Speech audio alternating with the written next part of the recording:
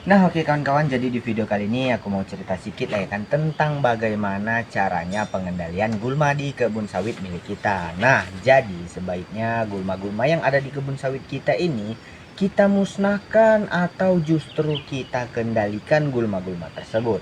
Kalian penasaran dan kalian mau tahu apa jawabannya? Silahkan tonton videonya sampai habis. Nah, jadi kalau menurut saya pribadi, gulma yang terdapat pada kebun sawit tidak semuanya harus kita musnahkan. Karena dari gulma itu sendiri nantinya terdapat beberapa gulma yang justru menjadi kebutuhan penting bagi pohon sawit itu sendiri.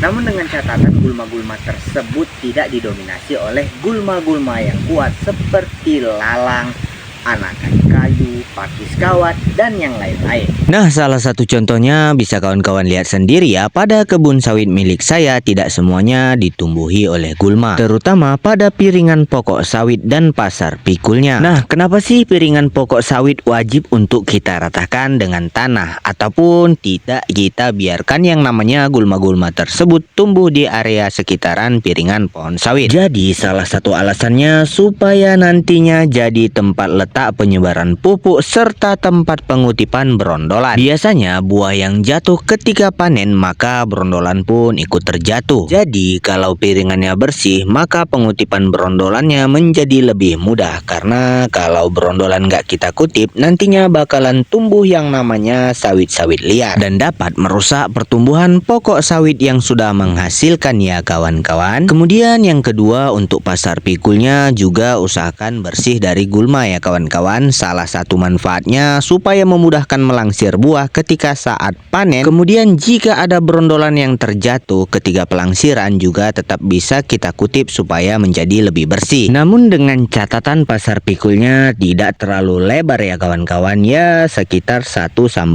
meter itu udah cukup. Kemudian untuk bagian yang lain sebaiknya ditumbuhi oleh gulma lunak, misalnya kacang-kacangan, pakis lunak, tumpukan pelepah yang sudah dipotong, ataupun rumput kentang-kentangan. Dengan adanya gulma-gulma lunak pada kebun sawit milik kita dapat menghasilkan hal positif pada pokok sawit itu sendiri, karena pokok sawit itu membutuhkan 5 mm air per harinya. Makanya dengan adanya gulma lunak tersebut maka kondisi tanah akan menjadi lebih lembab dan pokok sawit akan melakukan fotosintesis secara baik. Nah, kemudian apakah boleh kita melakukan yang namanya penyemprotan pada area piringan kebun sawit milik kita? Dan jawabannya tetap boleh dilakukan, namun dengan jangka waktu yang tidak terlalu sering. Sebaiknya tidak lebih dari 3 kali dalam 1 tahun, itu pun dengan dosis yang rendah, supaya nantinya tidak semua gulmanya menjadi mati dan yang tetap bersih pada area tempat peletakan pupuk dan pengutipan brondolan saja. Namun kalau untuk pakis kawat, lalang, anakan kayu, dan gulma keras lainnya wajib untuk kita semprot dan kita basmi secara merata, supaya nantinya tidak menghambat laju pertumbuhan bagi kebun sawit milik kita. Nah, jadi gulma yang terdapat pada luar piringan pohon, gulma yang terdapat di gawangan ataupun gawangan mati, serta gulma yang terdapat pada pohon yang semua sifatnya termasuk ke dalam jenis gulma lunak, sebaiknya kita kendalikan saja supaya tetap menjaga kelembaban tanah dan terjadinya tahap fotosintesis pada pokok sawit menjadi lebih optimal. Nah, untuk kawan-kawan yang suka konten berpetualang di kebun sawit namun tetap mendapatkan beberapa ilmu yang bermanfaat, terutama bagi kita petani sawit, nggak ada salahnya buat meninggalkan like dan menekan tombol subscribe pada channel ini, supaya nantinya saya tetap semangat untuk berbagi keseruan petualangan serta beberapa ilmu kepada kawan-kawan yang bisa kita pelajari dan kita jadikan amal jariah. Kalau kayak gitu, sampai bertemu di video selanjutnya ya kawan-kawan. Dadah.